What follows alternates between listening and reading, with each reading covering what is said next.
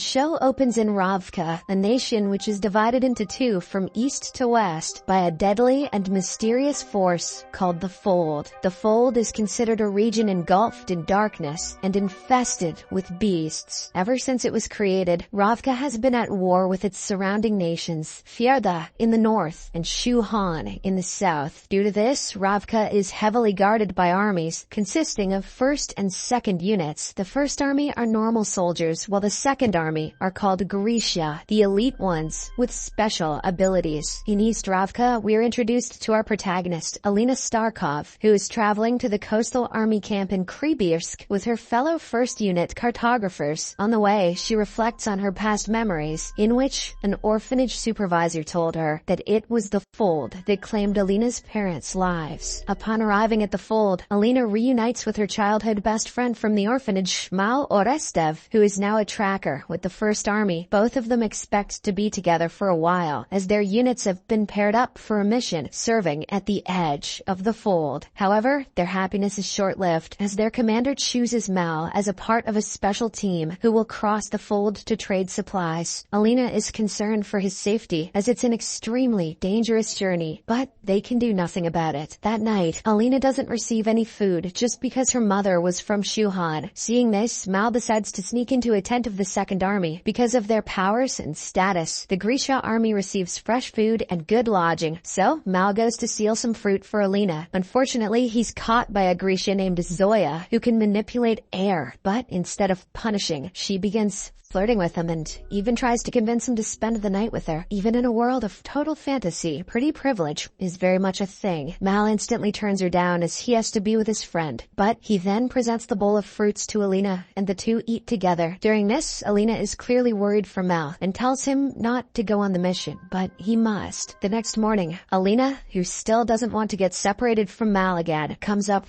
with a plan. She burns the maps of the coast of West Ravka so that the special team is forced to take on some cartographers to chart the voyage. Just as she planned, her unit is reassigned, and by the time she gets on the ship to cross the Fold, Mal can't stop her. The ship moves through the Fold with the help of a squaller who boosts wind in its sails. A few more Grisha are on board, including an Inferni who can control fire. They set the rules. Everyone must be quiet for the journey and are under strict instructions not to light any lanterns. The only light they have is from one blue lantern, meant to keep them safe. As they enter the Fold, they find the atmosphere to be completely dark. The only light visible is from occasional bursts of lightning. As they venture deeper, they hear the roaring sounds of the Volcra, dragon-like creatures that fly through the air. Not long after, the blue lantern goes out, prompting one of the soldiers to light a fire lantern. This turns out to be a terrible decision, as the Volcra are immediately alerted to their position. They then launch their attack on the ship, killing the armies one after another. One of the soldiers, named Alexei, is so terrified that he jumps off the ship and starts running away. Shortly after, Mal is grabbed by a Volcra, but he tries to fight back with a knife. In a bid to save her best friend, Alina grabs a shotgun from the floor and shoots the monster, fending it off. She then rushes to the injured Mal, but another monster grabs her from behind. Mal holds her hand tightly, not to let her go. At this very moment, a bright light emanates from her body, revealing her to be one of the rarest Grisha, called Sun Summoner. No freaking way! On the shores of West Ravka, the soldiers await the arrival of the supply ship. After a few hours, they notice Alexei running out of the Fold, who soon faints on the ground. Meanwhile, the rest of the ship is somehow propelled back to the East Ravkan shore, with the injured Alina and Mal lying side by side on the deck. The scene then cuts to Ketterdam, a city on the island of Kerch. Although it's part of Ravka, it got separated from the country's capital city due to the Fold. There, we're introduced to a criminal mastermind, Kaz, who receives information from Inej, an indentured slave who is contracted to him for her expert tracking skills. Turns out that a wealthy merchant named Drisen is looking for a team to cross the Fold into East Ravka and retrieve something. He's willing to pay handsomely for this. The only problem is that Kaz and his crew are not the only ones who know of Drisen's job. A rival gang leader, Pekka Rollins, who has a past with Kaz, is also desperate to get the contract, but her name sucks. There's no way she's going to get it. To get ahead of Pekka, Kaz decides to get a head start. Upon learning that Dreesen is looking for a Grisha who can manipulate people to tell the truth, Kaz immediately tracks down one named Milana. He buys her time for the night and takes her to Dreesen. Once there, they find out that Dreesen has kept Alexei as a prisoner. Believing that the soldier has information about the fold, Dreesen instructs Milana to extract all the details from him. Upon doing so, Alexei reveals that he was saved by a Sun Summoner. After Dreesen promises him freedom, he also tells them her name,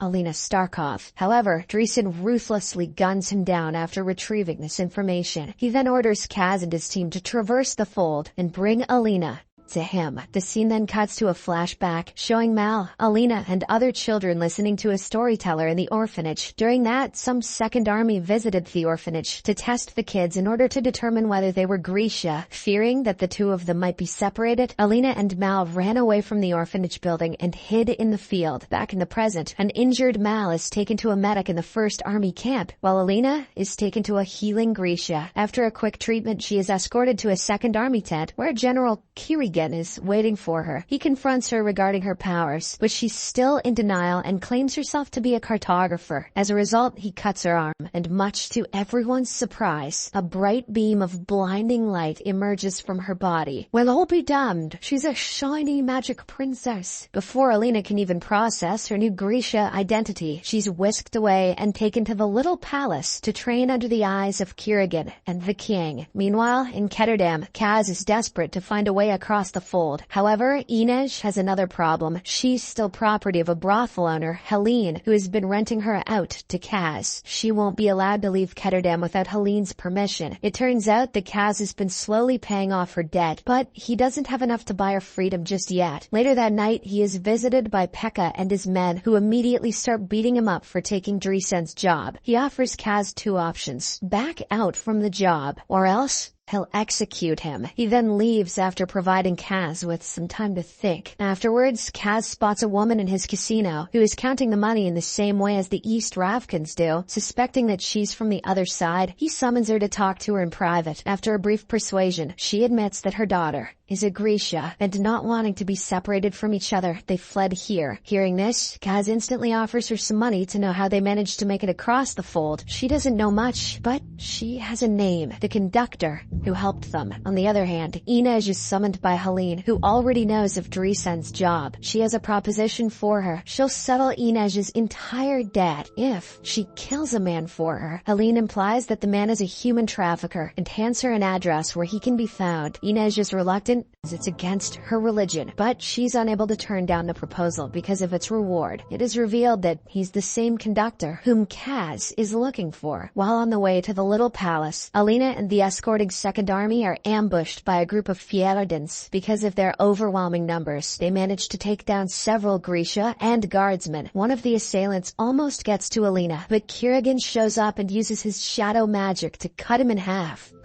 Look, Shadow Blade. After this, the general and Alina ride away from the scene on a horse. A while later, they stop for rest and engage in a conversation. He explains the importance of her power, that she's the only one who can destroy the fold. He further asserts that she'll always be a target due to her rarest ability, but that she's not alone. After a brief chat, they continue their journey to the palace, which Kirigan addresses as the most secure place in the entirety of Ravka. Sometime later, they arrive at the palace, where Alina is granted her own lavish quarters. She is completely awestruck by her huge fancy room, with a closet full of clothes and a luxurious bathroom. Despite this, she does miss Mal, who is also worried for her. In the next scene, Inej captures this so-called human trafficker and recognizes him as the same person who kidnapped her and her brother and sold them when they were little. She holds him at knife point and demands to know her brother's whereabouts. When she receives no information from the man, she prepares to kill him. But in the nick of time, Kaz shows up and asserts that they can't kill the conductor, as he's their only way to Alina. Following this, he orders the conductor to show them the way to the little palace. Now that Inej is unable to do her job, Kaz thinks of another way to barter for her freedom. Later on, he goes to Helene and offers her his entire casino as collateral, assuring to pay her in full once they return from the mission. The following morning, Alina wakes up from a dream about a giant glowing stag. I'm no Freud, but I believe that means she's horny. Moments later, a parade of maids storm into her room. They instantly start preparing her because she is to be taken to meet the king in an hour. Once she is ready, she is passed off to Kirigan, who leads her to the king and the queen. The general introduces Alina in front of the highness and a small audience, after which he prepares to demonstrate her power to them. He firstly engulfs the hall with shadow before grabbing her wrist and amplifying her power. Consequently, the light erupts out of her, creating a bubble of brightness around her and Kirigan. This impresses everyone, including the king, who then orders that she be trained quickly to take down the fold. Later that day, Alina goes to the palace library to learn more about her unusual dream of the stag. While she's going through a book, which says that she's horny, she is approached by the king's creepy spiritual advisor, the Apparat. Upon seeing a stag book in her hand, he decides to tell her the real story behind it, the story of the boner, the bonesmith, one of the first Grishas in recorded history. According to the Apparat, the bonesmith wanted to amplify the power of the Grisha. He used his magic ability to create animals from his own bones so that he could infuse them with power. Legends believe that if a Grisha kills one of these animals and melds a piece of its bones to theirs, their powers will be enhanced exponentially. After finishing the story, the Apparat presents her with a book as an act of friendship. He then drops her off with Bagra, an elderly instructor renowned for training Grisha and harnessing their powers. Bagra is a tough woman who isn't easily impressed by Alina's power. Realizing that she isn't ready for the training, the old woman tells her to come back once she comprehends the true worth of her abilities. Later that night, Alina writes letters to Mao, describing everything that's going on with her. She mentions that the glitz and the glamour of the palace are great, but she'd rather be in some dingy tent with him. Elsewhere, Kaz, Inej, and the sharpshooter Jesper make their way towards a little palace, guided by the conductor. On the way, Kaz wonders how they can sneak into the palace, to which the conductor tells him about a heart render, Grisha, Nina, who can manipulate people's minds. But before they can get to her, she is kidnapped by an elite group of Fjerden witch hunters called the Druskill. The writer of this story friggin' loves making up words. In the aftermath of this incident, the conductor wants Kaz and the crew to give up on their mission, but they refuse to do so. Kaz tells him to help them cross the fold, and they'll figure it the rest of the way by themselves. The conductor agrees, but it'll require 3 items: 20 pounds of coal, a peck of a special plant, and a goat. Don't ask what I want with the goat, says the conductor. Kaz then sends Inej after the special plant, Jesper after the coal, while he himself goes to get the goat. While gathering these items, Jesper gets distracted by people gambling on the street. He also starts gambling, only to lose all of the money he had been given to buy the coal. Thus, he resorts to stealing the coal before returning back to his crew. Later that night, the conductor leads the crew to train tracks near the border of the fold. From there, they board a train and take off. However, there's a problem. Jesper has only managed to steal 16 pounds of alabaster coal. As they make their way deeper into the fold, they're suddenly attacked by the Volcra. Since they don't have enough coal, they can't outrun them. Soon after, the train starts getting besieged, and for a moment, it looks like they're not going to make it. But in this intense moment, Jesper shows off his marksmanship and begins shooting all the Volcra, ultimately marking their way out of the fold and into East Ravka.